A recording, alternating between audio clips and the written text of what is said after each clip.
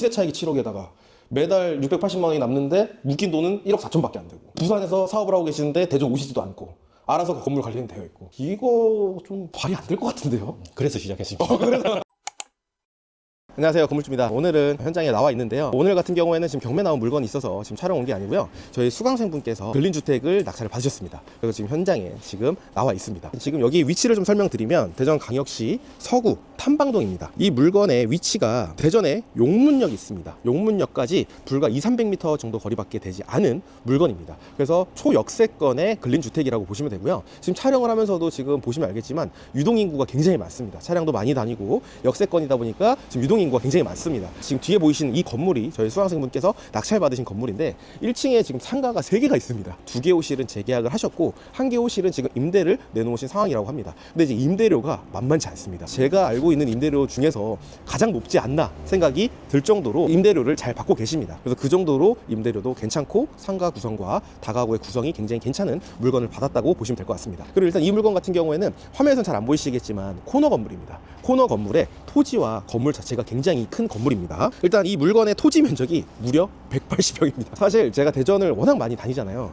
커봐야 140평, 150평 정도 되는데 180평 정도 되는 건물은 사실 제가 처음 본 것 같습니다. 그 정도로 토지 면적이 굉장히 큽니다. 대전에서 경매 나온 물건 중에서 가장 크지 않나 생각이 들고요. 건물 면적은 300평입니다. 상가까지 포함됐기 때문에 건물 면적도 굉장히 크죠. 초역세권에 180평이잖아요. 이 물건의 지금 현재 감정가가 얼마이냐면요, 무려 44억 2,700만 원입니다. 대전에서 제가 본 근린주택에서는 가장 금액대가 크지 않나 생각이 드는 물건이고요. 이 물건의 감정평가 내역을 한번 확인해 봤습니다. 토지가 180평이라고 했죠. 근데 보통 180평이면 도로 지분이 껴있거나 그런 경우들이 많은데 순전히 도로 지분 없이 대지 면적이 180평입니다. 근데 이 물건이 감정된 금액을 보니까요, 토지 감정 가액만 25억 3,300만 원입니다. 그러니까 이제 토지도 굉장히 우량하고 감정가도 굉장히 높은 물건이다라고 보시면 될 것 같습니다. 그리고 보시는 것처럼 건물이 지금 새 겁니다. 22년 5월 달에 준공된 거예요. 그래서 3~4년 정도밖에 안 되기 때문에 신축급의 건물이라고 보시면 되고요. 이 물건은 44억 2,700만 원인 감정가인데 한번 유찰돼서 33억 2,100만 원의 낙찰을 받으셨습니다. 근데 이 물건은 대출이 정말 충격적이거든요. 그래서 제가 뒤에서 인터뷰 때 한 번 더 여쭤보긴 하겠지만 낙찰가의 90%인 29억 7천만 원 정도의 대출을 받으셨습니다. 근데 게다가 신탁 대출이 아닌 근저당 대출을 받았다는 게 가장 충격적입니다. 제가 지금까지 촬영을 하면서 가장 충격적인 대출 금액이 아닌가 싶습니다. 이런 부분들도 제가 한번 궁금한 부분들도 좀 여쭤볼 거고, 총 월세가 얼마 나오시는지. 그럼 대출이 일단 30억 정도잖아요. 대출 이자가 한 1,000만 원 정도가 넘게 나옵니다. 그러면 1,000만 원을 내고도 실제로 순 월세가 어느 정도 남고 33억짜리를 투자했을 때 실제로 들어간 투자금이 어느 정도 되는지 저희 수강생분을 모시고 내부도 한번 살펴보면서 인터뷰를 진행해 보도록 하겠습니다. 가보시죠.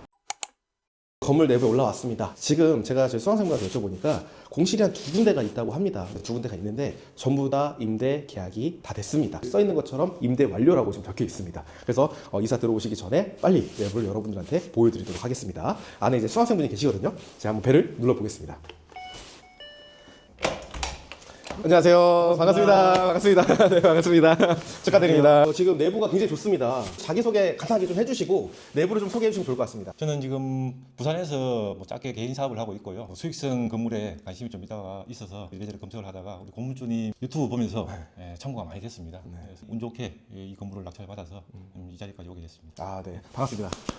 축하드립니다. 그럼 일단 간단하게 이 집 구조에 대해서나 한번 좀 설명을 좀 해줄 수 있을까요? 예, 여기는 지금 5층에 501호 오피스텔인데 방 3개에 화장실 2개, 테라스 별도로 나와 있고요. 주방이 되게 좀 크게 나와 있고 별도의 세탁실 따로 운영가 됩니다. 여기 이제 세탁기가 들어오는 공간이고 공간이 굉장히 좀 크게 좀 빠져 있습니다. 예, 그리고 주방도 보면은 굉장히 커요. 여기까지만 보통 있는데 여기 아일랜드 식탁까지 지금 현재 있고 냉장고랑 이제 김치 냉장고까지 아마 들어갈 수 있는 칸이 지금 나눠져 있는 것 같습니다.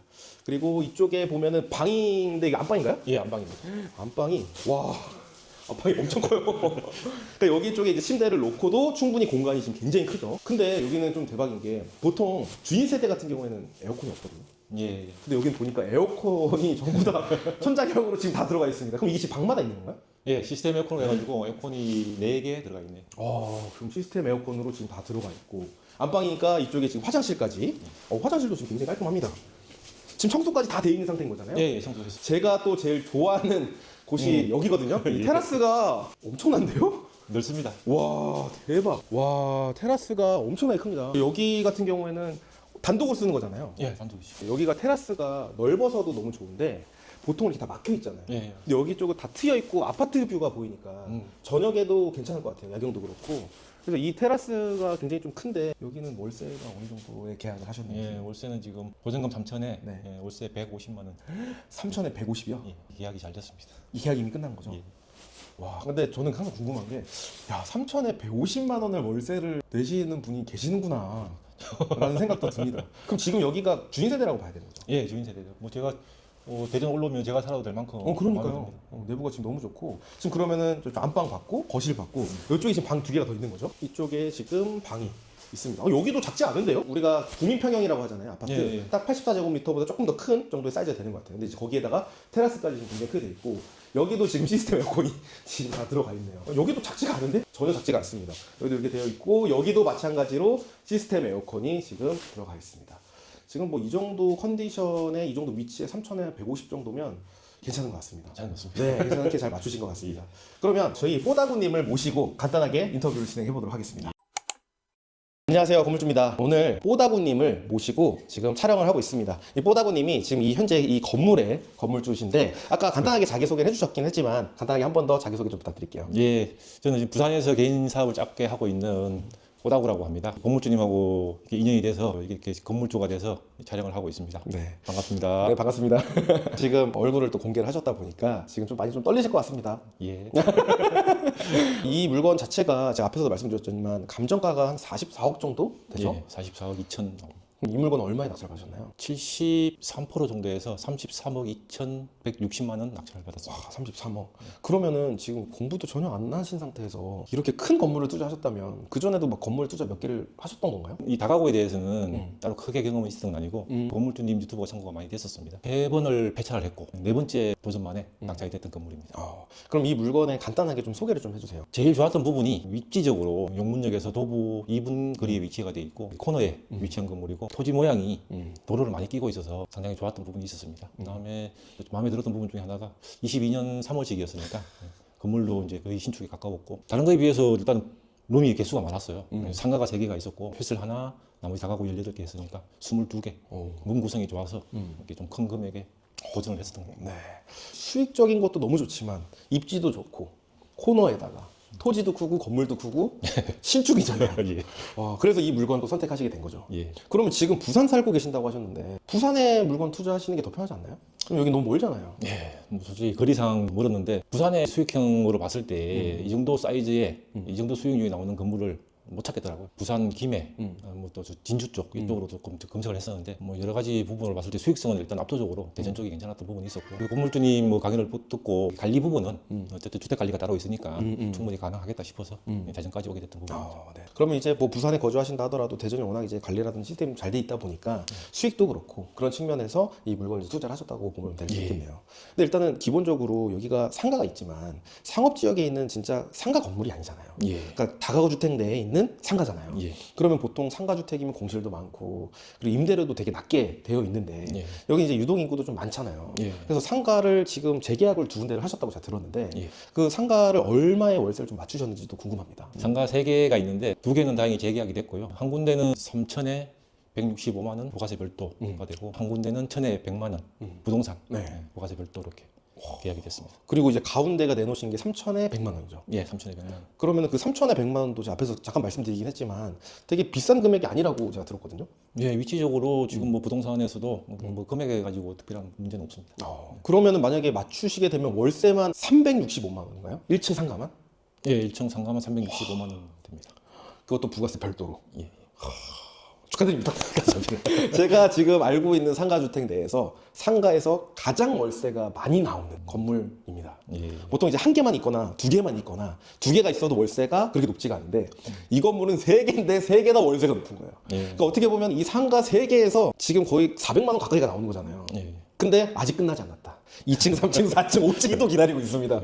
그러면은 지금 여기 전체 상가를 제외하고 다가구에서는 룸 구성이 어떻게 되나요? 1층, 2층, 3층은 각 층마다 투룸이 4개, 1.5룸이 2개, 한 층에 6개 오실. 한 층에 6개, 각 층마다 했으니까 3개층에서 18개 호실 구성이 됩니다. 그럼 다가구에서 채울 수 있는 거는 그냥 거의 다 채웠다고 봐야겠네요. 18개에다가 상가 3개에다가 오피스텔까지 또 껴있으니까. 그럼 1.5룸은 월세를 얼마에 맞추셨어요?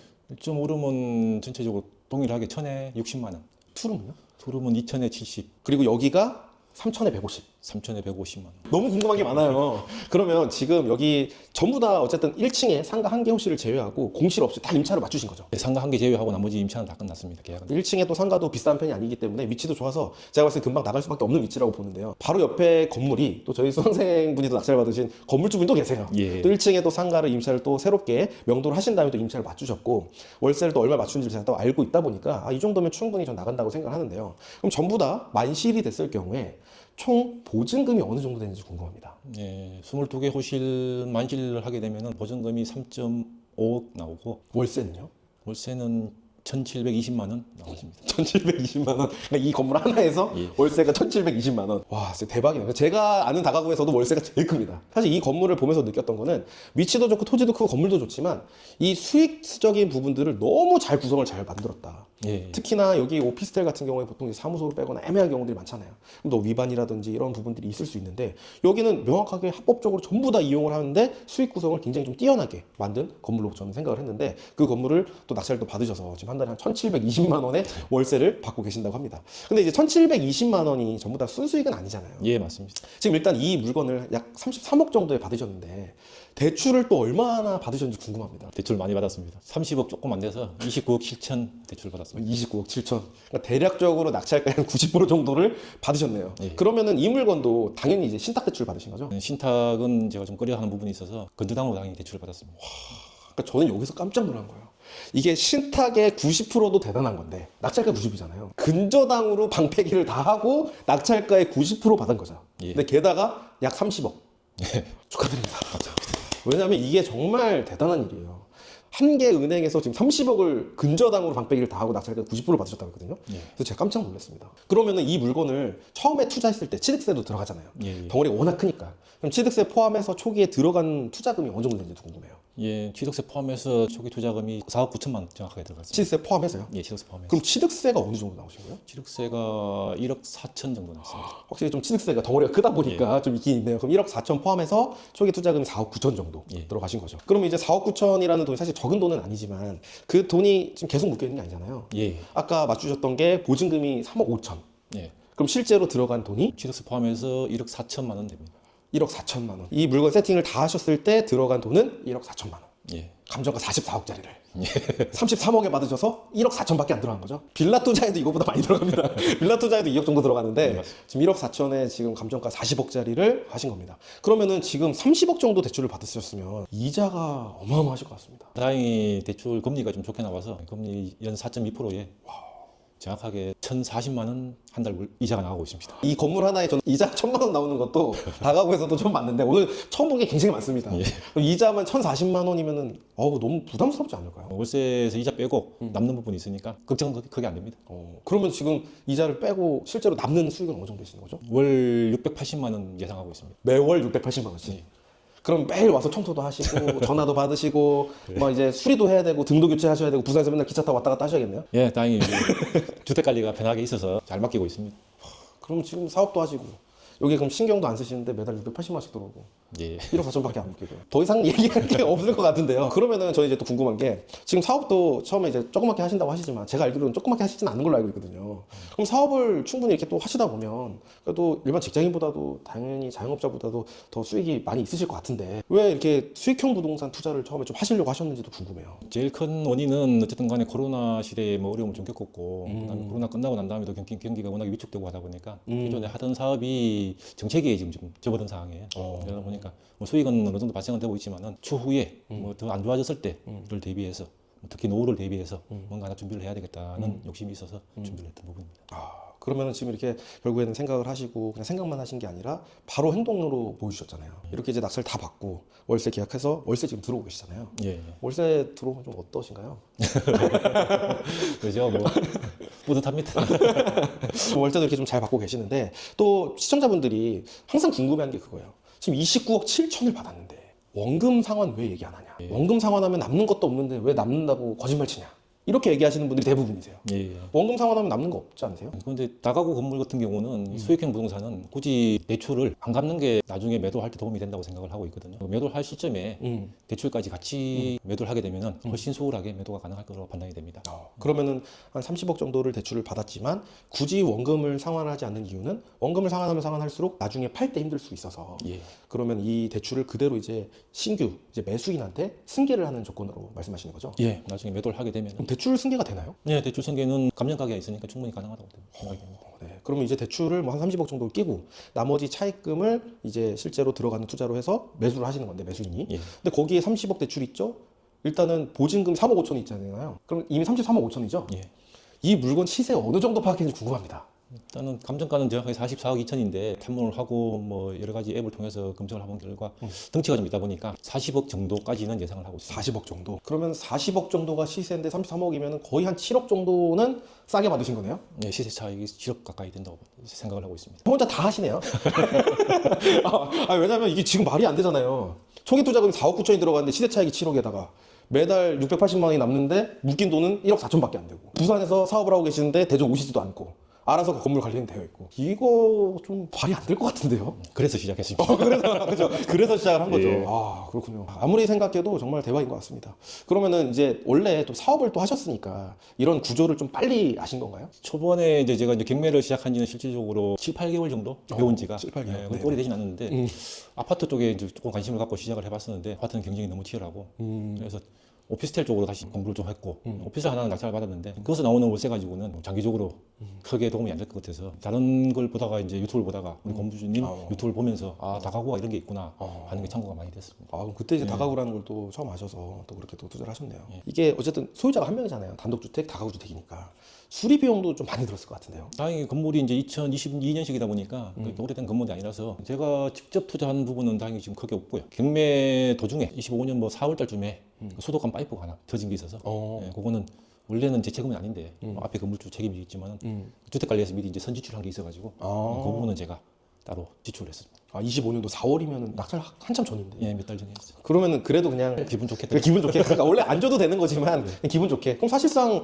그거 제외하고는 이 건물 내에 뭐 그런 건 없는 거네요. 수리를 했던 것들. 네, 뭐 거의 가구들이 많이 깨끗했고 도배 장판 정도 하고 비품들 중에 일부 없는 것들이 있어서 그 정도 비용이 들어갔습니다. 그러면은 또 지금 경험이 어떻게 보면 많이 있으시진 않잖아요. 경매에 예. 대해서는. 지금 배우신 지가 7, 8개월 정도 되셨다고 했는데 아 또 두려운 게 있습니다. 이 또 다가구 주택은 명도를 또 해야 되는데 이게 지금 상가 포함해서 22개 호실입니다. 1년 동안 22개 호실을 명도를 해야 되는 게 아니라 한 번에 예. 전부 다 명도를 해야 되는 상황이었죠. 그런데 여기 지금 거주하셨던 분들이 전부 다 월세는 아니잖아요. 예, 절반 정도가 월세, 보증금이 있으신 분들도 꽤 있었습니다. 그러면 대부분은 전세 보증금 다 받아가시나요? 못 받아가시는 분들이 금액 큰 분이 두 분이 계셨었어요. 얼마 정도 됐죠? 제일 큰 부분이 4억. 네? 4억이요? 예, 전세가? 예, 올 전체 4억이었고, 그럼 뭐 그분은 못 받으시는 거예요? 예, 아예 한 분이 못 받으시는 부분이. 어떻게? 다른 한 분이 1억 7천을 못 받은 분도 한 분 계셨고, 나머지 부분은 그나마 재우선 변제가 지금 해당되는 분이 계셨고 순위가 좀 앞서는 분이 계셔가지고 받으신 분이 제법 있었습니다. 딱 두 분이 좀 크게 못 받았고, 아유, 근데 이게 4억이면 너무 큰데요? 그것도 이제 에피소드가 있는 게 4억을 못 받으시는 분이 그 건물, 네, 맞아요. 예, 그 건물을 건축하신 분의 아드님이세요. 두 건물을 건축하신 아드님이신데 이 건물주 분이 건축비를 미납을 하신 게 못 내신 게 있었어요. 그거 못 내신 부분이 대략 한 10억. 그래서 그 10억을 못 갚으니까 아드님이 여기서 4억의 전세로 계약을 하셨던 거죠. 어쨌든 10억을 못 내서 그걸 대금으로 다금 주고 여기 이제 거주하시는 거네요. 예. 그럼 이제 원래 경매 좀 하셨으니까 명도 경험은 원래 있으시죠? 예, 저 두 번째죠. 오피스텔 하나 받은 게 있어서 오피스텔 명도는 어떠셨어요? 오피스텔도 다행히 토지공사에서 보증이 됐던 부분이라서 수월하게 좀 명도가 됐고요. 네. 예. 그럼 이제 이 건물이 문제예요. 예, 제대로 된 명도는 여기 처음이었었죠. 네. 그래서 제가 또 기억이 나는 게 여러 가지 뭐 대출도 있지만 명도가 제일 시급하셨던 상황이었어요. 맞습니다. 근데 제가 이제 강의 커리큘럼이 순서대로 가거든요. 예. 왜냐면 이제 아예 경매를 처음 하시는 분들도 계시니까 용어적인 부분들이나 권리 분석을 하고 다가구적인 기초적인 부분들 하고 명도하고 그다음 대출하고 이렇게 쭉 넘어가잖아요. 예. 근데 그때까지 넘어가기에는 너무 지금 당장 낙찰을 받으셔서 바로 진행을 하셔야 되는 부분이 있어가지고 급했습니다. 급하셨죠. 그래서 그때 전화 주셔서 그때 그래서 매니저님이랑 이제 얘기를 해가지고 명도에 대한 강의 영상만 전 기수 영상을 미리 저희가 드렸었어요. 예, 따로 받았습니다. 그래서 이제 별도로 먼저 경매 기수 다 필요 없고 그거부터 먼저 보시고 바로 실무에 이제 들어간 걸로 제가 알고 있습니다. 예, 맞습니다. 근데 이제 그 이후에 보통 이제 명도를 하시다 보면 변수들이 많이 생겨서 연락을 많이 주시는데 뽀다구님은 그 이후에 그 영상을 보고 별도 연락을 안 하셨어요. 아, 그랬나요? 네. 중간중간에 조금씩 뭐 물어보신 건 있겠지만 네. 거의 연락 없이 네, 그냥 영상 보고 명도를 하셨거든요. 예, 이 명도 에피소드도 좀 궁금합니다. 프로세스가 끝나게 잘 돼 있어서 건물주님 강의대로 음. 진행을 했던 부분이 도움이 많이 됐고요. 크게 뭐 순서대로 프로세스로 진행을 하다 보니까 크게 막히는 부분은 없었는데 이제 이게 오피스텔 501호라 1억 7천 못 받으신 분들 때문에 그 두 분 때문에 내가 좀 마음이 안타까웠던 부분들이 있었고 나머지 부분은 그냥 수월하게 진행이 잘 됐습니다. 그러면은 뭐 이사비는 넉넉하게 주셨어요? 제가 돈이 없어서 많이 드리지는 못했고 네. 1억 7천 분 못 받으시는 분은 다행히 그 시간으로 조율을 해서 시간? 한 달 정도 시간을 좀 드리고 네. 명도를 돈 없이 이사비 없이 명도가 당연히 됐고요. 4억을 못 받으시는 분은 처음부터 이사비를 요구를 좀 하시더라고요. 얼마 정도 요구를 하시던가요? 처음에는 500 정도까지 요구를 했어요. 서로 대화가 잘 돼서 타협을 해서 조금 빨리 나가주신 조건으로 해서 200만 원으로 합의를 봤습니다. 그래 잘하셨네요. 어쨌든 뭐 이사 비용을 요구를 하실 수밖에 없는 또 상황이기도 네. 하고 실제로 또 이 정도면은 원룸이 아니잖아요. 진짜 주인 세대다 보니까 또 짐도 있었을 거고 네. 실제로 뭐 이삿짐 센터 부르고 하다 보면 진짜 이사비가 200이 나오거든요 요즘. 350이 나온다 하더라고요. 아 이사비가. 네. 그러니까 실제로는 뭐 350을 줘도 남는 게 없는 건데 네. 사실 이런 상황에서 지금 돈도 4억을 못 받았지. 근데 이사 비용까지도 내 개인 비용을 또 지출한다라는 게 사실 부담스러운데 그래도 아예 안 주고 버틸 수도 있지만 저 입장에서도 근데 그런 것보다는 또 조건을 좀 빠르게 이사 나가시는 조건으로 원만하게 잘 협의를 하신 것 같습니다. 예. 그러면 이 전체 건물의 이사 비용은 200씩 다 드린 거예요? 한 가구만 해서 200만 원으로 정리가 당연히 잘 됐습니다. 와 오늘 진짜 많이 놀랐는데요. 이 전체 22개 호실에서 딱 한 가구 예. 200만 원. 나머지는 돈이 전혀 안 들으신 거죠? 예, 명도비는 당연히 200만 원이 끝이었습니다. 아니 뭐 이 정도면 경매 고수 아니세요? 고수셔서 제 강의 안 들으셔도 될 것 같은데 이 정도 너무 잘하시는 것 같은데요? 많이 배웠습니다. 감사합니다. 그리고 제가 또 듣기로는 또 이 건물을 낙찰을 받으실 때 컨설팅 문의도 들어왔었다고 제가 들었습니다. 아, 예. 제가 이제 그 입찰을 이제 대전까지 올라와서 하기가 좀 그래서 대리 입찰을 통해서 입찰을 했었는데 대리 입찰 하신 분이 실질적으로 낙찰이 끝나고 연락이 오셨더라고요. 자기가 컨설팅을 뭐 경매 단계별로 다 하고 있다고 명도에 관한 컨설팅을 요청을 하시더라고요. 다행히 저는 건물주님이 계셔서 그건 무시하고 제가 이제 직접 진행을 해서 잘 정리가 됐습니다. 그때 듣기로는 막 대행 비용을 엄청나게 비싸게 부르시진 않았던 것 같은데 얼마 얘기하시던가요? 가구당 네. 100만 원 이상 정도는 이야기를 하시더라고요. 가구당 100만 원? 예. 그러면 그 100만 원에서 이사 비용은 다 해결되는 게 아닌 거죠? 아시죠? 가구당 이제 초기에 초기에. 명도비만 부담이 되는 거고 그 이후에 이제 이사비는 별도로 또 세팅이 돼야 되겠죠. 아 별도로? 그럼 만약에 재계약을 하는 것도 명도라고 봐야 되잖아요. 그것까지는 제가 안 물어봤습니다. 재계약도 이제 어떻게 보면 명도를 했다라고 보기 때문에 그것도 100만씩 들어갈 수가 그쵸. 있겠네요. 예. 네. 그러면은 그것만 해도 2,200인데요? 그렇죠. 축하드립니다. 수확료로 이미 한 달 월세도 그렇고 뭐 이미 지금 다 뽑으시는 상황이신데 그래서 보통은 이제 입찰 전부터 좀 높게 써서 여기에 감정가액 몇 프로를 또 받고 명도할 때 가구당 2,300만 원씩 또 받고 이사비 별도로 또 하고 그 다음에 이걸 또 계약해 준데 또 얼마 비용 받고 또 하시더라고요. 그것만 해도 수천만 원이 사실 좀 나가다 보니까 또 여러 가지로 또 일반인 분들은 이 다가구를 접근하기가 사실 쉽진 않잖아요. 200만 원으로 컨설팅도 안 맡기시고 제 영상과 그걸로 해서 잘 마무리를 잘 하신 것 같습니다. 감사합니다. 다시 한번 축하드립니다. 감사합니다. 축하드립니다. 저희 이제 다가구 코칭반 수강생분이신데 수업도 진행을 하고 이제 현장 임장도 또 진행했었잖아요. 예. 저녁까지 또 늦게 또 했었었죠. 네. 코칭반 강의를 좀 들으시면서 좀 어떠셨는지 좀 궁금합니다. 저는 제가 워낙에 이렇게 우리 건물주 유튜브를 뭐 찐팬이라고 봐야 되겠죠. 처음부터 많이 봤으니까 그거로 공부를 많이 했으니까 인터넷 강의였지만은 일부러 저도 임장까지 참석을 했었고 실제로 임장 와서 보고 그 조금 추운 날씨에 서로 고생을 했지만은 상당히 보람찬 하루였습니다. 많이 배웠었고 아 진짜 제가 봤던 임장은 임장이 아니었구나. 예. 아 임장이 이런 거였구나 하는 걸 그날 참 많이 배웠습니다. 늦게까지 우리 건물주님 열심히 임장 코칭을 해주신 걸 보고 참 많이 배울 점이 참 많았다고 생각이 됩니다. 아 감사합니다. 그러면 이제 또 궁금한 거는 이제 더 배우셨으니까 또 업그레이드 됐잖아요. 경험도 있으시고 예, 이제 뭐 한 번 해봤죠. 앞으로의 또 투자 계획도 궁금합니다. 이제 한 사이클 이제 시작했다고 봐지고요. 두 번째, 세 번째 건물까지 욕심을 내고 있습니다. 제가 뭐 능력이 없어서 아들만 누리다 보니까 가진 돈은 없고 건물을 아들별로 하나씩 물려줄까, 다가구를 하나씩 물려주려고 생각을 하고 있습니다.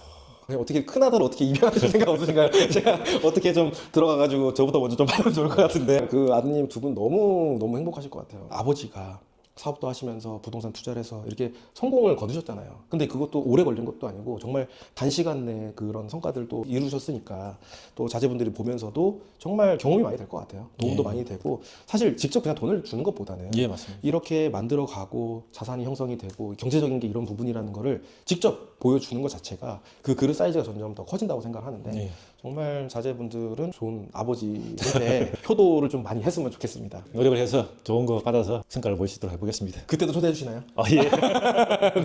구독자분들이 이제 지금 영상을 시청하고 계시는데 마지막으로 저희 구독자분들에게 한마디 해주시면 좋을 것 같습니다. 크게 말재주는 없지만은 그렇습니다. 저도 이게 그 공부를 다 하고 이렇게 다가구를 시작했던 부분이 아니고 짧게나마 건물주님 유튜브를 보면서 공부를 해서 어떻게 보면 조금 무모하게 뭐 시작을 했다고 볼 수도 있겠지만은 당연히 운이 좋아서 이렇게 한 사이클 돌고 보니까 아 이거는 진정한 수익형 부동산 투자가 되겠구나 하는 마음이 들었습니다. 너무 겁먹지 마시고 실제로 도전을 해보시면은 좋은 결과가 있으실 생각이 됩니다. 힘을 내시면 좋겠습니다. 말씀 너무 잘하시는데요. 저희 구독자분들에게 좋은 말씀 해주셔서 너무 감사하고요. 오늘 인터뷰 영상은 여기서 마무리하도록 하겠습니다. 오늘 초대해 주셔서 감사합니다. 감사합니다. 네.